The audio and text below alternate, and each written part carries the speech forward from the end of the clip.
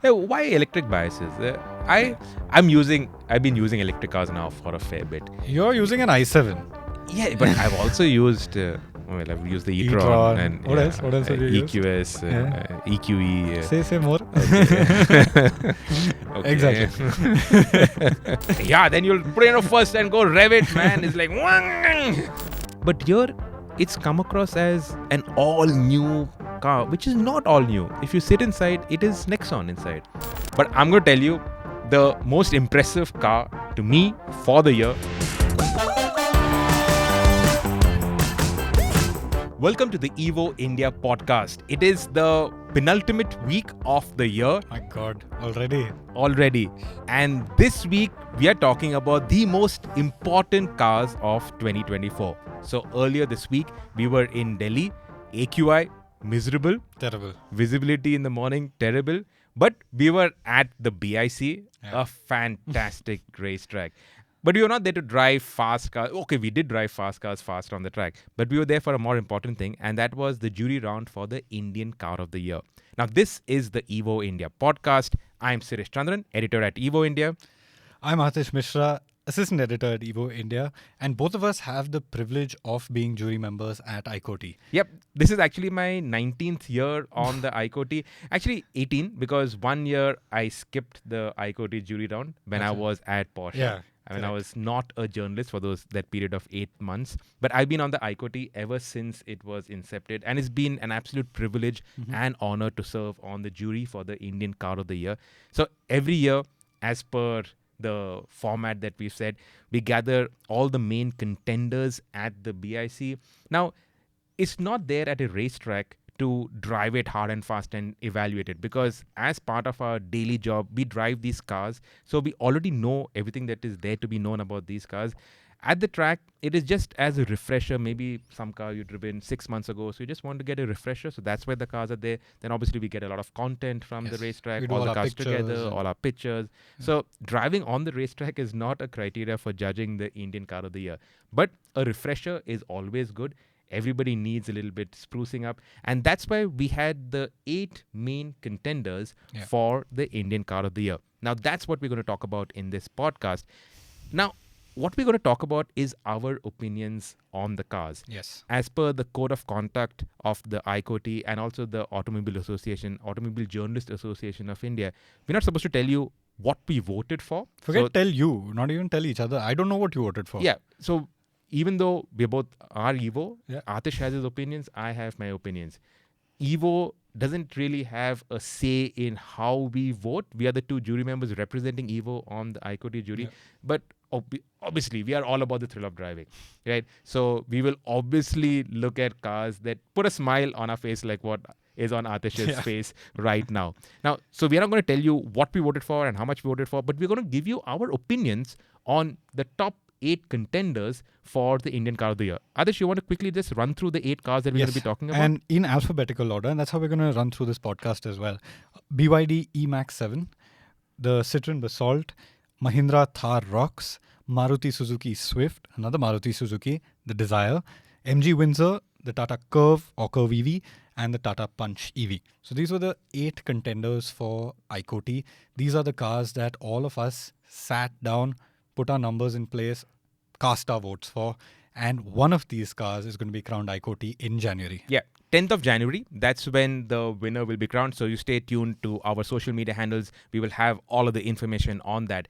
Now, let's dive into the cars. We start with the BYD, the eMAX 7. Yes, and there's actually a fair few electric cars on ICOTY this year. Yeah, so the discussion now is that we've had the Green Award at the ICOTY, and that was to give importance to electric cars, because obviously electric cars were a fringe, but now the number of electric cars, and very soon the number of electric cars will far outstrip the number of combustion vehicles. So maybe in a year or 2 down the line, we'll probably have a combustion car of the year to just sort of like as a last hurrah for the petrol and diesel vehicles. That'll be the day.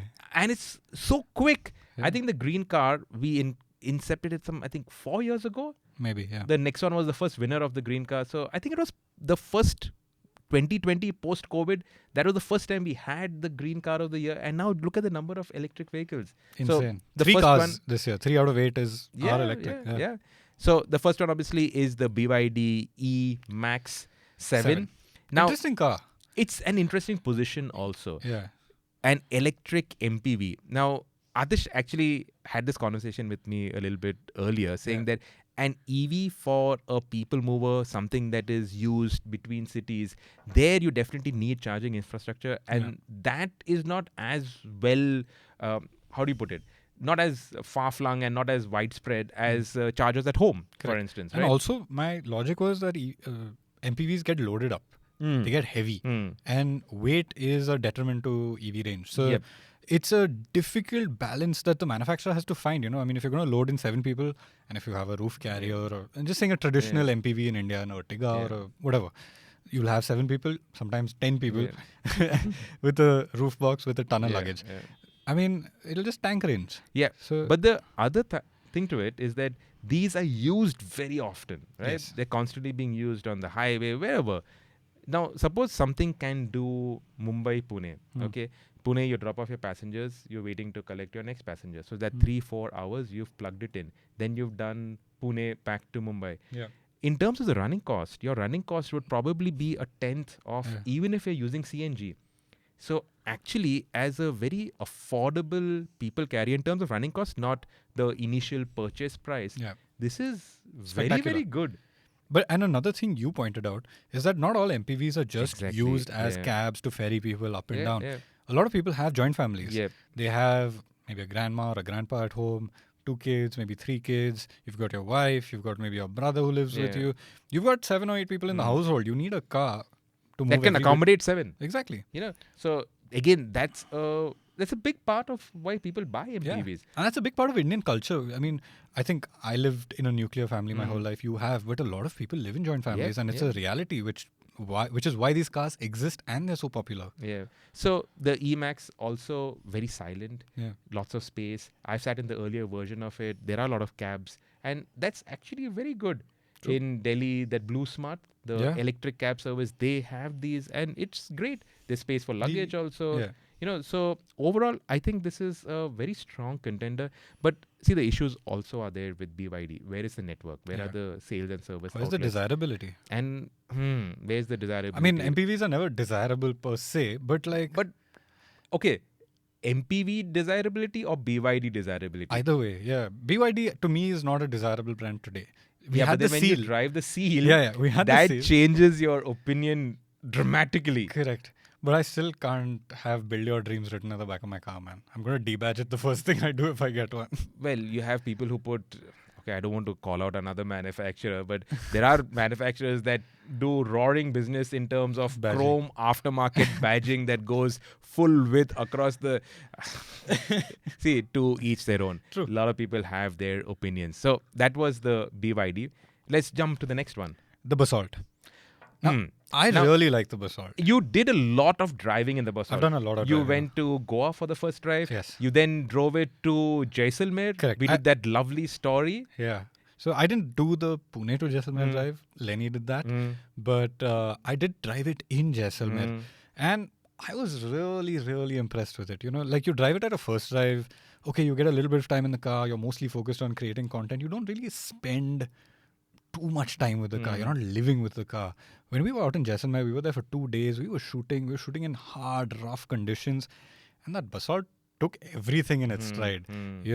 You'd think that, okay, it's relatively affordable. It's cheap, I would say, compared to other cars its size, right? Other mid-size SUVs. Yeah. Yep. 4.3 meter cars, it's the cheapest. Yep. And you'd think it would be watered down and it would feel like crap and it would feel cheap. And sure, plastic quality is hard plastics. It's not, you can't compare it to a Creta.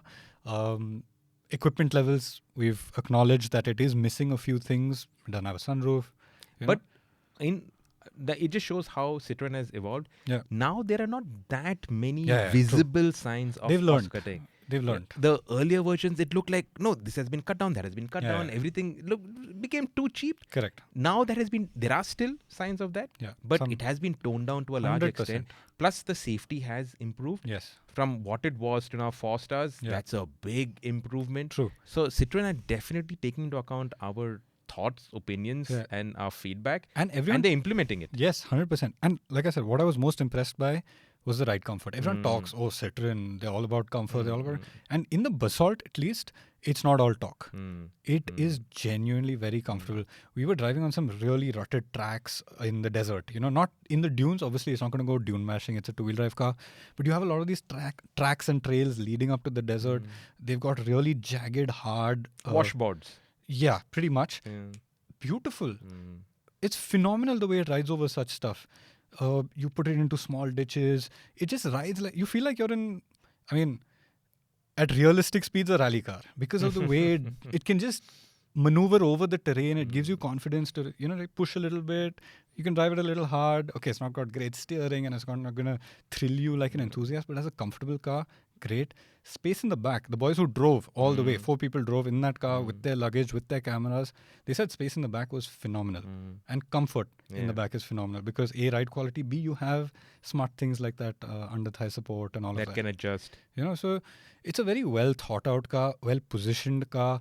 Okay, it doesn't have the, say, machismo or the flash of some of the more expensive. But I think it's a good looking car. Yeah, that sure. silhouette, the side profile especially, Correct. with that coupe SUV roofline, which doesn't actually eat into the headroom either. Yeah. I think that's well done. Yeah. And if you compare it with the other SUV coupe, the Curvv, Yeah. I think this, It's a the nicer profile, form. Yeah. it looks better than the Curvv because the Curvv looks like it is too compromised to make sure that the headroom is okay. And also there's historic provenance. Citroen does a lot of these coupes and they've done little jacked up coupes in the past. And it's a cool car, I think. And it's I really like it and I do recommend it to people. And speaking about rallying, well, Citroen have been extremely active. They were extremely active in rallying. Maybe there's somebody is listening to this and saying, okay, chalo, rallying, let's do something here in India. 1.2 engine. It's turbo engine, Yeah, turbo petrol engine. So it has got the power on its side. I actually did a few hot laps in that. Yeah. And it goes quite well around it doesn't the track. sound great. There is body roll. Yeah, it doesn't sound great. There is body roll, but it grips quite well. It's actually, it's not all over the place on track. Correct. It doesn't tie itself into knots. And that's a big tick for a vehicle like this. And this is a car that was developed for India. A lot of these developed for India cars sometimes get watered down. And yeah, it is watered down in some level. But actually, not anymore, because look at the Taygun, look at the Kushaq, look at the Kailak, all actually, made in India. And that used to now have. manufacturers are... That's why when Citroen first came to India with their India-specific cars, I was shocked as to, everybody else now are not doing cheap and not doing watered-down cars for India. Yeah. And Citroen did that. Yeah. And I was like, no, which world are they living in? Which century are they living in? Yeah. And... So that time they thought that, okay, Indians will just buy cheap. Yeah. And now they've realized they've learned the hard way, but at least they're still here. Yeah. Stellantis is still here. So they've learned, they've made changes. They've pulled up their socks. And the Basalt is significantly better than the past Citroens. And if anybody wants a slightly large car on a budget, it's the first thing I recommend to them. All the compact SUVs now, until this Ciros came along, had compromised space. All of them. But this didn't have that. And it fit into that niche very nicely. Yeah. So Basalt, good effort by Citroen. Absolutely. What's next? Mahindra Thar Roxx. Okay. So I'm not going to tell you what I voted for at ICOTY. I'm not going to tell you who got... But I'm going to tell you the most impressive car to me for the year has been the Thar Roxx. I've said this in the past. In fact, my editorial in this issue of Evo India magazine, we actually got a copy here. This is the cover of the latest issue of the magazine. And I've said that if the Mahindra Electrics were launched this year, if deliveries had started before the 1st of December, it would have qualified for this year's ICOTY, and these would have won Car of the Year. But as things stand, the Thar Roxx will probably be the last combustion vehicle to win the ICOTY before electrics start taking over from next year. I've written that, it's in print, and I stand by it because the Thar Roxx is really good. Now, it also appeals to me. Now, I like I don't want to compromise on practicality, but I like a vehicle that puts a smile on my face, that is nice to drive, that feels robust, that can do long distances without breaking a sweat, that can do city commuting without irritating me, without getting fed up in traffic. Like, what is this that I'm driving? Which has got features. In fact, the only real drawbacks with the Thar Roxx, no place to put bottles. Yeah.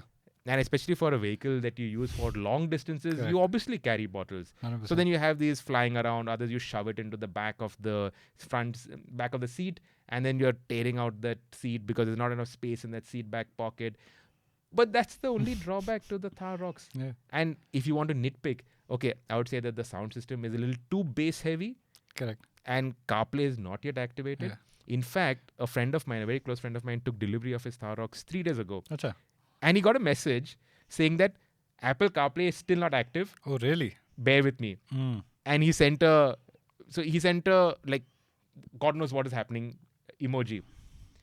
So they still haven't got that sorted out. Yeah. But apart from that. Yeah. I'd say one more thing is that you can't expect to sit in it and expect monocoque like ride. It's very, very far improved from what the older Thar was. Sure. But there's still a little bit of that body on frame mannerisms to it. And that's something you have to go into with your eyes open. Yeah, like what a lot of the Mahindra insiders say, legacy jiggle. That's what they're calling it. The legacy jiggle. So, thoda hai. Yeah. Little bit you feel that pitter-patter. Yeah. It's not like a Creta, for instance. Correct. Or a Harrier. We did that comparison test. We did a actually. comparison, actually, Yeah. the Creta and the Yeah. Thar Roxx. That video is there on the Evo India YouTube channel, so you can have a look at it. Everyone was in the comments section shouting about, why are you doing this? These are not rivals. But it is obvious. Yeah. It's the same price range. Exactly. So if you were in the market for a Creta, the Thar Roxx is also An option. Yeah. Yeah, it is an option. I put up a reel of my parents getting in and out of a Thar Roxx, and I thought my mom would struggle. But my mom actually had no problem. She used the footboard and running board and got in, no problem. Yeah. My dad actually struggled because he's as tall as I am, so he didn't need the running board. And when he used the running board, then he had to crouch to get in. And then when he was not using the running board, then his pants were rubbing against the side sills. So he struggled a little bit more than mom, but they didn't really have much of a problem. Though that said, if you have elderly parents, like, it's not a sensible car. Correct. Absolutely. No, you have creaking knees, shaky hips, not really. But apart from that, it's got space, it's got comfort, it's got features, it's got that huge panoramic sunroof. It's got the desirability. It's got the desirability. When we were doing this story, the Creta versus Thar Roxx, Thar Roxx was still new. Deliveries hadn't started. We had the car because they had given it to all of us to use. And, we'd take it out anywhere. Yeah. Anywhere. You'd get phone cameras pointed at you. You'd get people tapping at your window saying, can I see inside? Can I sit inside? One guy wanted to stand outside out of the sunroof and just see how it felt. And the attention, people would come off route, out of their way, just to come check out the car, tell us they've booked it, tell us they're looking at it, asking us questions about it. I've never, we've driven a lot of fancy cars as well. I've never seen that sort of response, reaction, and knowledge in the market. Just random people coming up and saying, I know this car, I'm looking at it, I'm considering it. Yeah, it's so cool. I drove it down from Kerala, and the first stop was to go to Wayanad because I wanted to take a short holiday. And a guy in a Land Cruiser stopped me, and the Land Cruiser guy got out of his Land Cruiser to come to Thar to look at the Thar and said, I'm booking it. Yeah, it's unreal. I was chased. And at the first time I got worried. I thought like maybe I pushed somebody off the road or something. I got chased because people just wanted to see it. Yeah. And even now, it's 4 months since we drove the Thar Roxx. Yeah. And even now, it is turning heads. Even now, it is drawing attention. True. So that just shows. The interesting bit is that the Thar Roxx, the development was more or less like on autopilot because that's the time when the Mahindra engineers were fully into the electric vehicle project. Yeah. In fact, we've done a podcast with R. Velusamy, who is the global product head at Mahindra. He's got tons of, he's really dived into the details of how these electric vehicles came to be. That's going to be our next podcast. So stay tuned. The next podcast is going to be with R. Velusamy, the last podcast of the year. And I think, honestly, the most interesting podcast that we've done all year. I haven't It's heard very that. long. I think it's like nearly 2 hours. Yeah. But he's gone into the nitty-gritties of engineering, of development, of how these electric vehicles came to be. And he's also talked about the combustion vehicles. He talked about his earlier past with the Scorpio. That's where he started off making the first diesel engine for the Scorpio, his time in Austria with AVL. So really interesting podcast. You must stick around for that. I'm also looking forward to it. I haven't heard it yet. I wasn't. So that's next podcast. Subscribe to the channel 100%. and hit the bell icon to stay notified for that drop. So that's on the Thar Roxx. Yes. Very little to complain about. True. Even the pricing is great. Yeah, shocked everyone. Even the pricing is great. They haven't yet increased it. Introductory prices still haven't gone up. So so it'll happen. Yeah. What's next? Not the Dzire, the Swift. The Swift. Yeah. Okay. Let's put our notions. I wouldn't say preconceived notions, but our emotions. Okay. Let's say that. Let's put our emotions aside. Mm-hmm. Putting emotions aside, the Swift makes so much sense. Yeah. Even though it's gone to a 3-cylinder engine, still very smooth. Very quiet. Very quiet. Very efficient. Yeah. The chassis, now we don't have the crash test figures for the Swift, but we do have it for the Dzire. Dzire 5 stars. Yeah. So it can't be that Swift doesn't score 5 stars. So it's become safer. It's got equipment. It's not got too much equipment, but it's enough. It's par for the course. Pricing is good. Space inside is decent. Yeah. The front seat's extremely comfortable. That's one thing that really shocks me with these Marutis. Every time you sit in it, the front seats are so comfortable. Yeah. The ride quality is very good. Yes. Much Improved better than before. Correct. Yeah. The handling has become softer from the past, but it's not bad. I wouldn't say that, oh God, the handling has gone to hell. No, the handling is still a nice, nimble car. It's still a nice car. You can still chuck it around. At the end of the day, it still weighs 900 kgs and it's still light. Yeah. And all of those attributes of lightness still shine through. You can still fling it around bends and it still puts a smile on your face. Yeah. So again, it ticks everything. It's like check. So perfect. Yeah. The only thing is that me as a Swift enthusiast. Now, when the very first Swift was born, when it came to India, I bought one. Because I just loved the car so much. I just loved the way it looked, the way it drove. That 1.3 petrol engine was like a superb engine from an STM first time coming into a hatchback. It was excellent.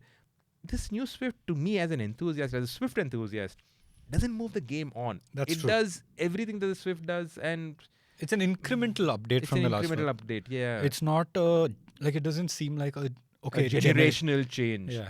It doesn't feel like a landmark shift in the Swift's life cycles. So for me, that eats into me. That, come on, man. Yeah. The Swift was never about fuel efficiency. Even though it gave good fuel efficiency, it was never about fuel efficiency. Yeah. For that, there is the WagonR. There are so many other cars in the Maruti Suzuki lineup. The Swift was that Enthu cutlet. Yeah. And I don't think Maruti are doubling down on that Enthu cutlet business anymore. Yeah. And that to me is... But if you put your thinking hat on... No, and you evaluate it based on the people that want to buy a small hatchback, the people's requirements when they buy a small hatchback, the reliability that it has, and Maruti's support network. Yeah. It's... wherever you go, you have a Maruti service center. So everything is taken care of for you. And these cars, they just need their... annual service, and that's it. You don't have to just fill it, shut it, forget it. So in that sense, it is excellent. So if you keep emotions aside, very, very, very strong contender for car of the year. As is our next contender. If you're going alphabetical order, I think the Dzire would be next. The Dzire is next. So not the Swift Dzire, the Maruti Dzire, the Maruti Suzuki Dzire, which is basically a booted Swift. Yes. But to its benefit, it doesn't look like a booted Swift. I think that's the biggest advantage that the Dzire has in today's market. They've sort of unshackled it from the taxi that it used to be, because what we associate with taxis are Swifts with boots. We've got that image in our head. Every generation of the Dzire has looked like a Swift with on the front, with more chrome. With more chrome and with a boot slapped on at the back. Not always the cleanest design. The first gen was really like just a slap-on thing. Yeah. It's gotten better over the years, and I think they've really nailed it with this generation. It's obviously inspired. There's no getting away from the fact that very clear Audi elements are in there. Which if you have to copy, you might as well copy the best, right? I agree. Yeah. And they've done a good job. And it doesn't look like a blatant copy. It Mm. looks inspired. And that's why I use the word inspired. Yeah. You know, they've taken... I think go for it, man. Go Yeah. for it. Yeah. It looks nice. Mm. It looks like something you'd want to be seen in. And that's, again, you have to look at it from the context of that segment. Yeah. It does not have the taxi connotation or the... Because it won't be sold in the taxi market as of now. As of now. Correct. And that, like I said, it breaks free from everything that it has Yeah. been over the past. Yeah. Underneath the skin, it's a Swift. Mm. It's got the same platform. Mm. It's got the same engine. Mm. The interiors are the same with different trim. You know, you've got different upholstery color. You've got Mm. different dashboard trim. But it's fundamentally the same car. So I drove both at the track. Yeah. The Dzire is softer at the rear, Mhm. so it doesn't have the same sharp turn-in as Right. the Swift. The Swift was a hoot. Obviously, on the back straight, it runs out of breath. But in the corners, whether it's the tight corners or the faster corners, it's a hoot. And it's such a lovely engine gearbox combination. Those just to shift that Maruti gearbox. Is And we're fun. talking about the manual gearbox, not the AMT. Even though the AMT is nice, but obviously not on a track. But on track, even though the BIC Formula 1 circuit, so big track, No, it's hilarious. but fun. it's great fun. You know, the first car I took out was the M5. Mhm. Because I was like, chalo, I've not driven M5. Best place to drive it. Took it out first. The second car I took out was a Swift. Because I was like, it's going to be fun. I wanted to drive the Swift. Yeah. We had a 45-minute session in the day. They shut the track at 12:45, and I started howling at everybody because I didn't get to drive the Swift. So I got them to open the track at 2:30. I stayed back after lunch just to drive the Swift. Yeah. I drove the M5. I drove everything. The Swift was so much in demand that I didn't get to drive it. I'm like, no, I have to drive it, so I'm not leaving the track until I get some track time. And it's in the worth it. Swift. It's phenomenal. It's so as a enthusiast on a budget, you're starting off your Enthu cutlet journey. Eventually, you will reach Porsches, Yeah. but it starts with a Swift. Correct. I'm here as an example. It all starts with a Zen Yeah. or a Maruti 800, goes to a Swift, and eventually you get your sports car. Yeah. But the Swift, it fuels that desire for Enthu driving. That's a funny line. The Swift fuels the desire. You know what the first Swift tagline was? What? You are the fuel. You are the fuel, but it wasn't the desire for the fuel. Yeah, not the desire. But the tagline for the first Swift was you are or you're the fuel. That's pretty cool, actually. Yeah, that was, again, see, it had a cool tagline. Yeah. What is the tagline for the Swift now? I have no idea. The epic new Swift. And you know why I know that? That's because the media car that we drove at the track, it had it coded in. So when you started, it said, "Welcome to your epic new Swift." And you're like, Imagine if you sat inside and said, "You're the fuel." You're the fuel. Yeah, then you'll put it in first and go rev it, man. It's like, so that's the desire. Yeah. That's the Swift. Two cars that if you put your thinking hat on, they do everything. True. And they're just so perfectly suited to the requirements in the city. You need a smaller car because of a congestion, everything. You need a car that's stress-free, easy to drive. The engine, the clutch, the weighting of the Beautiful. pedals, so easy. Yeah. It's just so easy. It doesn't stress you They out, understand doesn't the tire congestion you. we face, and then Yeah. they engineer it like that. The It's Japanese do that so well. beautiful. What's next? Windsor. Okay.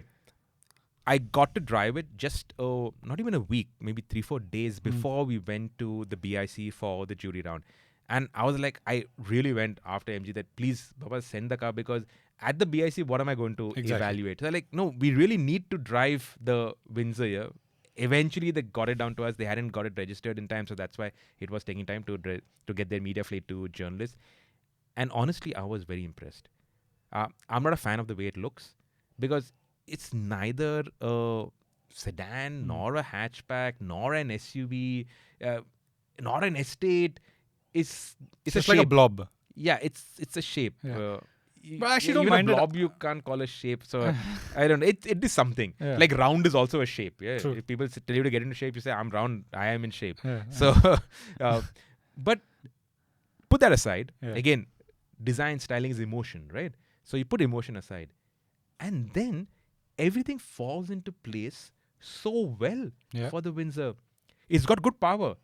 I was mean, it's an surprised. EV. Yeah. I was surprised by how well it picks up speed. It doesn't have ESP, doesn't have traction control. That I think is a big miss. I think traction control should have been in there. The first time I took it out, when I took the car from you, I went out the lane in the office and I floored it. And it's a dusty road. Pune's roads are very dusty.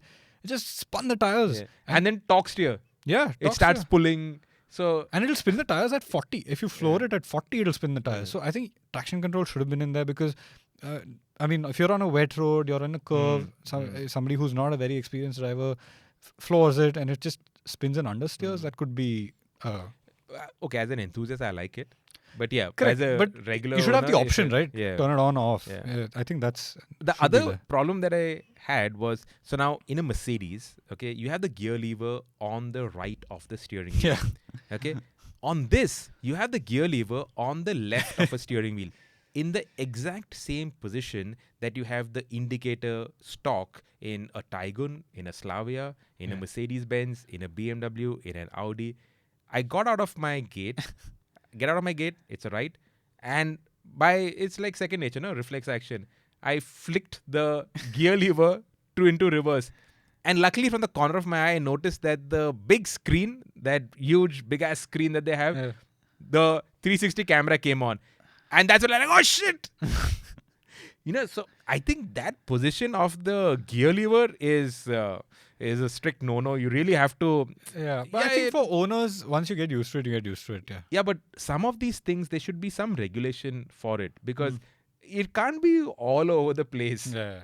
So that was... And then, did you try to open or shut the sunroof? I didn't actually. So, there is no hard button for it. Okay. It's the screen. In the screen, Yeah. you have to find, so there's a row of icons at the bottom of the screen. There's a driving mode icon. Next to that, there is another icon which takes you to settings. Then you scroll. Then you find the sunroof. Then you press that. Then it shows you like a percentage of how much it is opening. I'm like, come on, man. Yeah. Why not just a button? So that's... There's too much integrated into the screen. True, and it's like a television in your car. Yeah, so like your auto lights. So you leave it in the auto lights. But if you want to switch that off, you have to go into the screen. Yeah, that's not cool. And there's some funny things also. So you can change the theme. You can download themes. So it came with an okay, like a black and normal kind of theme. But then you can put a bright blue and orange theme. Some people like it, some people might not like it, but there is the option. Correct, yeah. Yeah, it's got over-the-air updates. Yeah. The seats, now that quilting kind of thing, I didn't like the feel of it on Even my I back. don't like it. I feel like I'd like a uniform feel on my back. It holds you in patches because the quilts are so deep. Yeah. It's only certain pods holding your back, which I didn't like. But I mean, it's not so great, I felt. The space at the back though. Phenomenal. Lots of space. Phenomenal. I mean, the way they've packaged that machine is the really ride. good. Ride is also very good. Very good, right? Yeah. And the value, the space you're getting at the price. Yeah. I don't think any other car offers that kind of space at this price. So even if you take out that whole battery as a service, okay, you buy the Windsor full price, it's cheaper than the next one. Yeah. So the next one EV. Yeah, talking about the top end, if you look at top end Windsor versus top end next one EV, 45, whatever. Yep. It's cheaper, yeah. Yeah, so great value. Yeah. Plus this battery as a service. So we had dinner with the MG guys and they were saying that right now the takeoff is around 20%, slightly under 20%. That's still a reasonable number for something so radical. But this is the start. Yeah. So right now so when you do the battery as a service, you have to obviously take your finance from certain companies. And there are all these companies that you've not heard of. So that confidence level is not there. But ICICI is coming on board very soon. Okay. In fact, they said that they had a representation of the government, the bureaucrats, they called them over to understand what the subscription service is for electric vehicles. And then that is something that they're thinking of having as a policy. Because when you have the subscription service for an electric vehicle, that brings down the initial ownership cost. Correct, yeah. Running cost goes up because then you're also paying for the usage of the battery. And you have to pay a minimum amount every year or whatever. Yeah, but your initial purchase price goes down and a fair bit. Yeah. So then all these slightly larger EVs start coming in at under 10 lakhs. Yeah. The Comet, the price has dropped significantly after that also has been offered with the battery as a service option. So the government actually has noticed it. Yeah. And they're looking at maybe formulating some sort of regulation for a subscription service for the battery packs. That's very cool. It's very disruptive what they did. It's very radical. Nobody thought of it. They went in and did it, and And people are talking about it. Yeah. A lot of people don't understand how it works, but they all ask for Yeah. what is this subscription service for the battery. I think it's very smart. MG to sell their EVs, they needed to do something different, and I think they figured out something different. And that price is a very critical thing when you're going to buy a car. So if you can take out a chunk of that money that you pay upfront, or you put into your loan or whatever, it's just I think it's going to get people into showroom, and it has. Yep. You look at the sales numbers for the Windsor today. I mean, they It's were outselling the Nexon. Yeah. For the past 2 months, it's India's best-selling electric vehicle. That's really And something. It has just been launched. Yeah. It's not a car that has settled down. That It's not people proven have, itself. Yeah, that people have seen a lot of it on the road, and then jo dikhti hai, wo bikhti hai. No, it's very new. So you've probably seen 1 or 2 on the road, but people are buying. Correct. They're saying that they've got a backlog of orders now. Their plant is running at not full capacity, but a little bit more than full capacity. Oh, really? Yeah. Wow. Only 2 shifts right now. The paint shop is running in 3 shifts, but plant is running 2 shifts, but over the installed capacity because of optimization and efficiencies. So it's great going. Yeah, no, I like the Windsor. You put your electric biases aside and you say, you know what, let's evaluate this car for what it is, and I think it's a really nice package. Why electric biases? I've been using electric cars now for a fair bit. You're using an i7. Yeah, but I've also used. I've used the e-tron. And what else? What else have you used? EQS, EQE. Say more. Okay. Exactly. Okay, what's the next car? Tata Curvv. Tata Curvv. Again, EV. And so ICE. petrol, diesel, and ICE. Yeah. So you like the shape, and then you buy whatever powertrain you want. Yeah. We'll talk about the car, but I just want to make a point. I drove the cars on the track. I first drove the petrol Curvv. Then I drove the electric Curvv. The electric Curvv obviously feels more enthusiastic than the petrol Curvv, even though the petrol Curvv is the new turbo petrol engine, which is a nice engine. Very nice engine. But the EV obviously has got more power, more enthusiasm. But I thought that the ESP calibration was really poor. It would cut in aggressively. It would release aggressively. It was not smooth. You'd turn into the corner, get on the gas. It would start pulling in towards the apex. Then the ESP would cut in. So because there's no drive going into the front wheels, it would wash wide. Then again it would cut in, then cut out. It was not at all smooth. That ESP calibration definitely needs lots of work. Fair. I drove it only on the road, so I haven't really experienced too much of this. And that was the first time I'm driving it on the track. Obviously, nobody's going to drive it that hard. Correct, yeah. But when you calibrate something, you drive it at 110%. Correct. And then from 0 to 100, it works very well. Yeah. You're at 110%. That ESP calibration, my God, it really needs sorting out. True. But let's talk about the car. My opinion, I think the Tata Curvv was a missed opportunity for Tata. I think they had to do something bigger in this segment. It's a very important segment. The Creta segment is probably where the biggest margins are. The Venue and Juicy Nexon. profits. Yeah, the Venue Nexon segment, it's very price conscious. It's very price sensitive. It's very competitive. But here, I think the margins are a little bigger, and they could have, delivered a product that could compete with the Creta toe-to-toe. Today, the Curvv can't compete with the Creta toe-to-toe. When we said this in our story as well, the first live story, it's half a segment under the Creta. Because fundamentally on the inside, you have the space of a Nexon, you have the interiors of a Nexon, and it doesn't feel like a product that's grown up to a Creta segment. It feels like a Nexon Plus. I think it is a positioning issue because if Tata Motors had been honest about the fact that this is a Nexon Plus, it would probably have been okay. But here, it's come across as an all-new car, which is not all new. Yeah. If you sit inside, it is Nexon inside. And Down all to the the fact that you don't have a cup holder. Yeah, and you have that central tunnel, which is so small and but no storage. Now, in this day and age of transparency, they have not been transparent about what has gone into it and what it has evolved from. Yeah, anybody can make out that this is a Nexon on the inside. Yeah. So why go to such lengths to hide the fact that where it has been originated from and all that? So I think the communication, that they really got wrong. And because the thing is, when you do that, you set expectations high. We And walked then in. you have people who are pointing out that, hey, you're wrong. Yeah. It's not that, it is this. Yeah. So you have all this conversation that is coming out rather than talking about the product on its own. Yeah. So that is one thing. Now, styling is subjective. Yeah. I mean, some people love it, some people hate it. So that's emotion. Correct. That's fine. But I think you need to look at the product as what it delivers in that segment in terms of its engines, in terms of its ride and handling package, in terms of its equipment on offer, in terms of the space on offer, in terms of comfort. And I think on some levels it falls a little short. In fact, I was more impressed by the Nexon facelift. Now, facelifts don't qualify for the ICOTY. That's why the Nexon facelift is not there in the ICOTY. Why the 3XO is not there, why a bunch of cars are not there.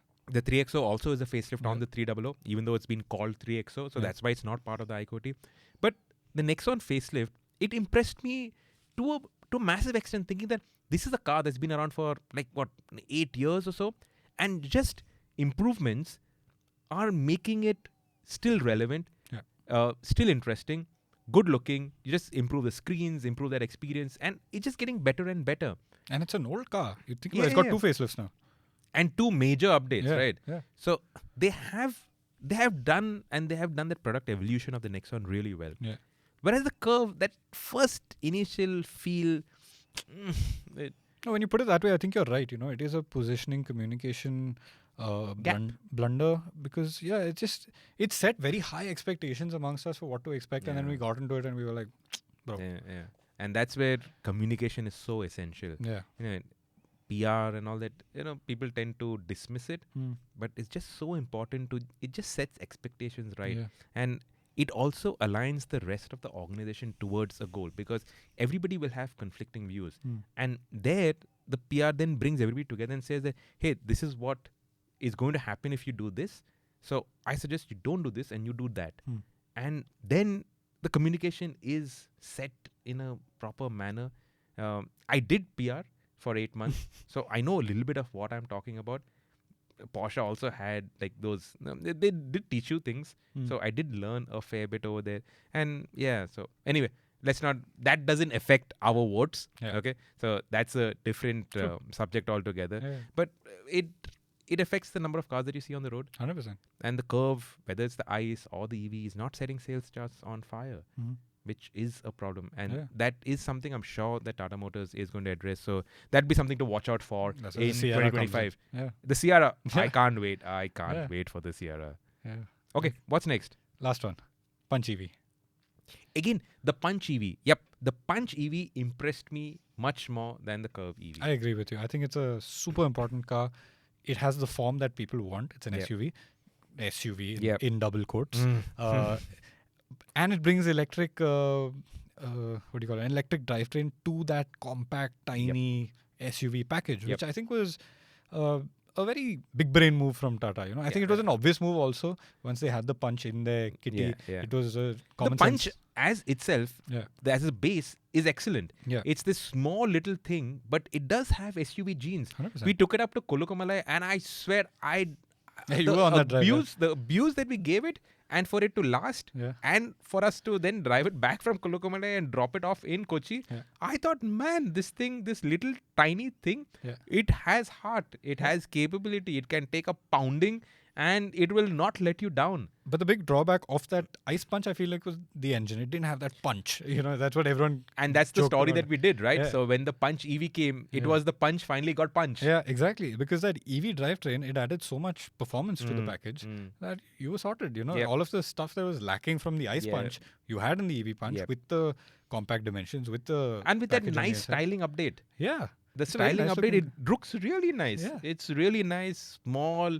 It's got everything going for it. To be honest, agree. everything going for it. Maybe little bigger screens and all that, but come on. No, man. but If you're going to perfect. spend this kind of money, you'll get this much only. And that's fine. It's perfect for our cities. Yeah. You've got the ground clearance to deal with our roads. Yep. You've got the tiny footprint to squeeze into gaps and narrow areas. It drives well. Yeah. It's nimble. It's agile. It's a fun little thing to drive around. And these electric powertrains, because of their instant torque and all that, it makes these little small things really good fun to drive around in the city. And I feel like the Tiago EV may be feeling a little long in the tooth now with the interior and all of that. And for an affordable EV, the Punch EV is the way to go. Yeah.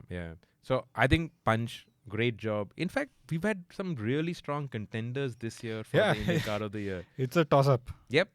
So whether you go with the heart, whether you go with the head, so with the ICOTY, we also look at relevance to India and a long-term perspective. Like, has this car taken Indian industry up a notch? Has it brought global attention to India? Does it have export potential? Does it change things for the Indian buyer? Like a significant generational change. We've had past ICOTY winners that have really moved the game on dramatically. Yeah. And those are the larger picture issues that we also look into when we vote on the Indian Car of the Year. And of course, heart is heart. You know? Yes, we agree. Yep. So what is your most impressive car of the year? What do you think should win the ICOTY 2025? Let us know in the comments. If you have any suggestions, any thoughts, let us know again in the comments. And a reminder, next week we're not doing Cars of the Week. Aatish is off on holiday. I'm holding back the fort. But Aatish is off on holiday. But we've filmed a really, really interesting podcast with R. Velusamy, who is the head of global product development at Mahindra. We talked about combustion. We've talked about EVs. In fact, I asked him, what would you pick, ICE or EV? And he said, what would you pick, your wife or your mother? And okay, that stumped me. And like, mother. And then he looked at me, mother? Why not wife? And like, okay, now where is this conversation going? So lots of cool tidbits in that podcast. I'm looking forward to it. I'm going to be sipping holiday. Coconut water on some beach in Goa and listening and watching. And yeah, it's going to be an hour and a half, maybe 2 hours long, but it's worth listening to. And if you have even a slight engineering bent, if you want to know about how cars are put into production. Yeah. No, and Velusamy is such an interesting person to listen to because he doesn't hold back. You know, he's not trying to keep secrets from you or say, oh, I shouldn't say this. Yeah. He just says what he has to say, and it's really impressive to listen to. Also inspirational. He says that, no, I'm a small boy from a village and I don't know how I went through schooling. Somebody else supported us, or the government, the larger society supported his schooling, and then he went to college, and he's very humble. He says that if you don't know, just ask. Say, I don't know, please tell me why. Please tell me why. And one thing I should leave you with, he said that for the electric vehicle project, for 3 years, so it started off immediately after the XUV 700 was launched. In 3 years, and over that entire 3-year time period, he said entire leadership team at Mahindra, they worked 18 hours a day. Wow. For 3 years, non-stop, 18 hours a day. How did he manage to do that? How did he manage to inspire the team? How did he manage to hold everybody together to deliver? I think the fruit of that effort is there to see. You see those cars and you can see they've put their hearts and souls and brains into it. Yep. So that's our final podcast of 2024. I hope you enjoyed that. I hope you've enjoyed our series of these Weekend Cars podcasts. If you have, again, any comments, thoughts, suggestions, put it down in the comments. If you've enjoyed this, do share it with like-minded enthusiasts. Give us a thumbs up. And also, see you in 2025. Yeah, have a great year-end holiday. If you're heading out on a road trip, be safe, enjoy the car, the bike that you're taking out. And see you next year. Thank you for watching and listening.